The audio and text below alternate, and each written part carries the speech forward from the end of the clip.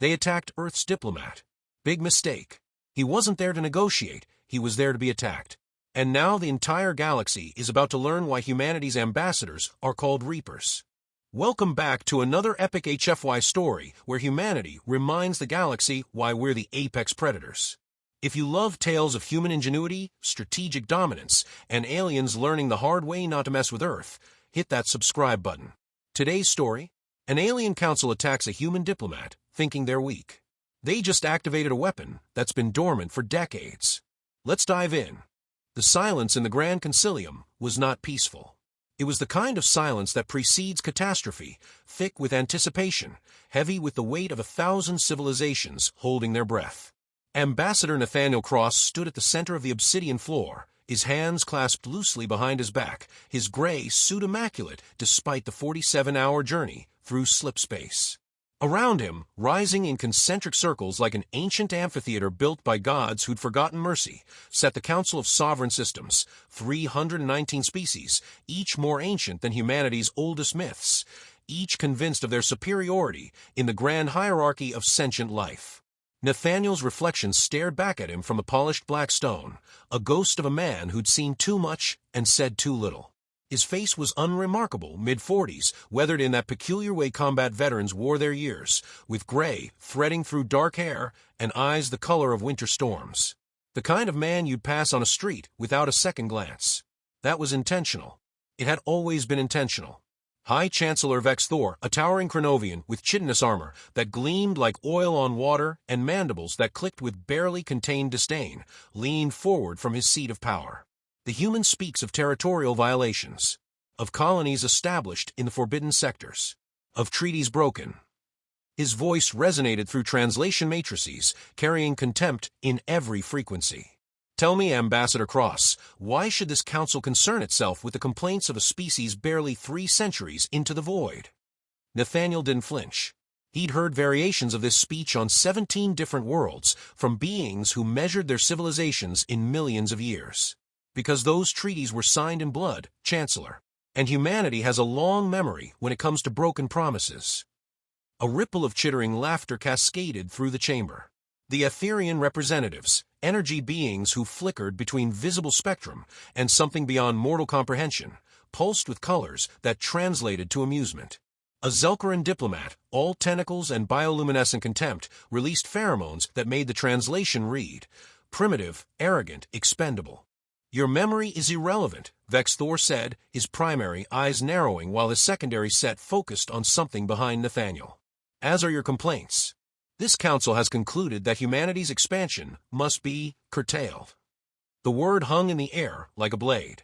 Nathaniel felt it before he saw it, the subtle shift in atmospheric pressure, the way the armed guards along the chamber walls adjusted their grips on weapons that could unmake matter at the molecular level. His pulse didn't quicken. It never did anymore. Instead, something old and cold unfurled in his chest, a thing he'd kept locked away behind treaties and diplomatic protocols, behind the mask of civilization humanity had worn for the Council's benefit. Curtailed, he repeated softly. That's an interesting choice of words. Your colonies will be redistributed. Your military assets surrendered. Your species will accept its place in the natural order, or, Vex Thor's mandibles spread in what passed for a smile among his kind, you will be placed there by force. Behind Nathaniel, the chamber doors sealed with a sound like a tomb closing. 50 guards, armed with weapons from a dozen different technological paradigms, each capable of ending life in ways humanity was still cataloging. The air itself seemed to tighten, as if reality was holding its breath. I came here under diplomatic immunity, Nathaniel said, his voice still calm, still measured. Under the Accords of First Contact. Under laws older than most species in this chamber. Laws are for civilizations that matter, Vex Thor replied. You are about to learn what happens to those who do not. The first shot came from a Kryn guard to Nathaniel's left, a plasma bolt designed to incapacitate, to cause maximum pain without immediate death. It covered the distance in microseconds, a streak of superheated matter that would cook flesh from bone. Nathaniel moved. Not away. Not defensively. He simply moved, and the plasma bolt passed through space he no longer occupied, struck the obsidian floor, and left a crater that glowed cherry red. His hand moving faster than anything should move without cybernetic enhancement, faster than reflexes, operating on instinct drilled into nerve and sinew through 10,000 hours of training that had never appeared on any official record, caught the next guard's weapon by the barrel. The metal crumpled in his grip like aluminum foil. Silence crashed back into the chamber, but this time it was different. This time it carried the electric taste of fear. Nathaniel straightened slowly, still holding the ruined weapon, his expression unchanged. "You should have accepted the apology," he said quietly. "That's why Earth sent me. I was the apology." Vex Thor's compound eyes widened.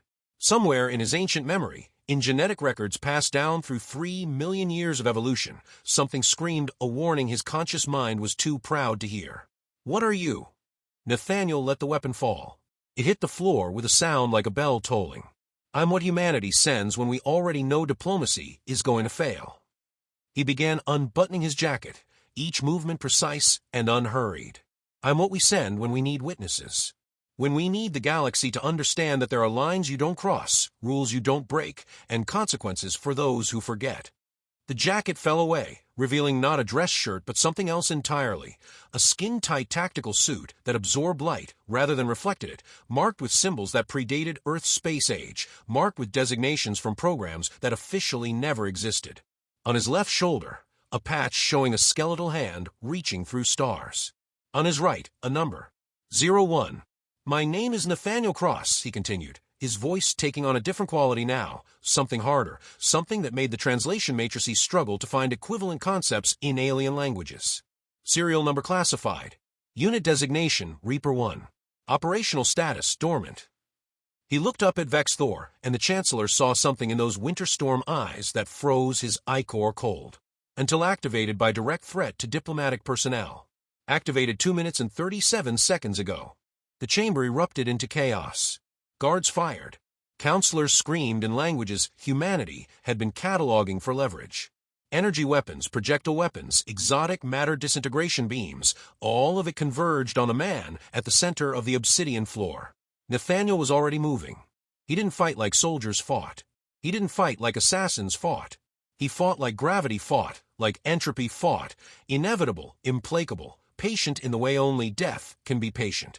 A Kringard's weapon discharged into empty air. Nathaniel materialized behind him, one hand on the guard's spine, and squeezed. The exoskeleton that had evolved to withstand pressures that would crush starship hulls cracked like kindling. The guard fell, and Nathaniel had already moved to the next threat. A Zelkaran tried to ensnare him with tentacles that could strangle Diamond. Nathaniel caught one, twisted, and the biochemistry that made the limb flexible betrayed itself, turned rigid at precisely the wrong angle, and the tentacle shattered like glass. The Zelkaran's scream was chemical, released in bursts of bioluminescence that translated to agony in 17 different sensory spectrums. An Etherian, thinking itself safe in its energy form, tried to phase through him. Nathaniel's hand, coded now in something that shouldn't have existed, a technology Earth had reverse-engineered from captured Etherian ships during a war the Council had conveniently forgotten, caught the energy being mid-transition. The Etherian scream lasted 3 full seconds before its coherence pattern collapsed into random photons. 14 seconds. 50 guards. Nathaniel stood in the center of a circle of broken bodies and cooling weapons, not breathing hard, not showing any sign of exertion. His suit bore scorch marks and impact craters, but the man beneath was untouched. Around him, the obsidian floor was painted in colors biology had never intended, ichor plasma, chemical compounds that hissed and steamed. Vex Thor had risen from a seat of power, his entire body trembling with the emotion his species hadn't felt in 2 million years of apex predator dominance, primal, existential terror. What are you?" Nathaniel looked up at him, and when he spoke, his voice carried to every corner of the chamber, transmitted through every recording device, broadcast to every council world through channels that had suddenly found themselves mysteriously reactivated. "We're human," he said simply. "We evolved on a death world you classified as uninhabitable. We climbed our way up a food chain where everything wanted to kill us, learned to make tools from the bones of predators, built civilizations on the graves of our enemies, and reached for the stars because the ground was soaked with too much blood." He began walking toward the Chancellor's platform, each step echoing in the silence. "We sent diplomats because we wanted to be better than what we were. We signed your treaties because we wanted to prove we'd evolved beyond our nature. We negotiated, compromised, accepted insults and condescension and territorial violations because we were trying to be the civilized species you kept telling us we weren't. The distance closed. 30 meters. 20. 10. Guards scrambled away from him, their weapons useless, their courage broken. But you made a mistake, Nathaniel continued, his voice dropping to something intimate, something personal. You forgot that diplomacy isn't weakness. It's a choice. And when you attack someone who's choosing peace, you're not proving their philosophy wrong. You're just reminding them why they learned to fight in the first place. 5 meters. Vex Thor tried to back away, but his throne was against the chamber's wall, and there was nowhere left to retreat. Earth didn't send me here to negotiate, Nathaniel said, looking up at the towering alien who suddenly seemed very small. They sent me here to be attacked, to give you a chance to make this exact mistake. Because now every species in this council, every civilization watching this broadcast, gets to see what happens when you break the most important rule in human diplomacy. He stopped at the base of the platform, his hand resting on the first step. We'll forgive almost anything. Insults, arrogance, even isolated violence. But harm an ambassador? Strike at someone under diplomatic protection? That's not just breaking a treaty. That's declaring that the rules don't apply, that might makes right, that civilization is just a fiction we tell ourselves. Nathaniel's smile was terrible.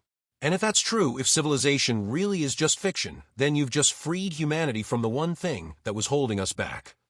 The twist came not in words, but in light. Every display screen in the council chamber, every holographic projection, every communication device suddenly flickered to life. They showed the same image. Earth, beautiful and blue, and turning peacefully in the void. And surrounding it, previously invisible to every sensor array the Council possessed, previously hidden behind technological stealth that made humanity's official military capabilities look like stone tools by comparison, were ships. Thousands of ships. Tens of thousands. Warships that made dreadnoughts look like shuttlecraft, weapons platforms that could crack planets, fleet formations that stretched from one gas giant to another. They'd been there all along, orbiting in wait, hibernating like bears in winter, each one carrying enough destructive potential to sterilize a solar system. You thought we were weak, Nathaniel said softly. You thought 3 centuries in space made us children. You forgot to ask the important question. What was humanity doing during the millions of years before we reached the stars? What were we perfecting while your ancestors were building their first civilizations? The displays shifted. Historical footage, carefully edited, devastatingly clear. Humanity's wars. Not the sanitized versions in diplomatic databases, but the reality. Trenches filled with bodies. Cities reduced to ash. Weapons that made atoms scream. 200,000 years of continuous warfare, of innovation driven by the desperate need to kill each other more efficiently than the tribe over the hill. Chemical weapons. Biological weapons. Nuclear weapons. Things worse than nuclear weapons, things Earth had agreed to never use again, sealed in vaults under mountains, guarded by soldiers who'd sworn to die before allowing them to be unleashed. Until now. We're good at war, Nathaniel said, and his voice carried the weight of every human conflict, every battle, every last stand, every victory purchased in blood and measured in mass graves. We're very good at war. It's our oldest art form, our most refined skill. We've had practice. Millions of years of practice, killing each other with rocks and spears and swords and guns and bombs that could end worlds. And when we finally reached the stars, when we finally found you waiting out here with your ancient civilizations and your comfortable superiority, we made a choice. He took one step up the platform. We chose peace. We chose diplomacy. We chose to be better than our history. We sent ambassadors instead of fleets, signed treaties instead of declarations of war, accepted your insults because we were trying to prove we'd evolved beyond the apes who'd painted caves with blood and built pyramids on the backs of slaves. Another step. Vex Thor's mandibles clicked frantically, searching for words, for options, for anything that could undo the last 5 minutes. But you made your choice too, Nathaniel said. You chose to remind us what we are. You chose to show us that peace is just another word for waiting to be conquered. You chose to prove that the only thing aliens respect is the threat of annihilation. He reached the top of the platform, standing now at eye level with the High Chancellor. Behind him, the chamber doors opened. More guards flooded in, hundreds of them, thousands, armed with every weapon in the Council's considerable arsenal.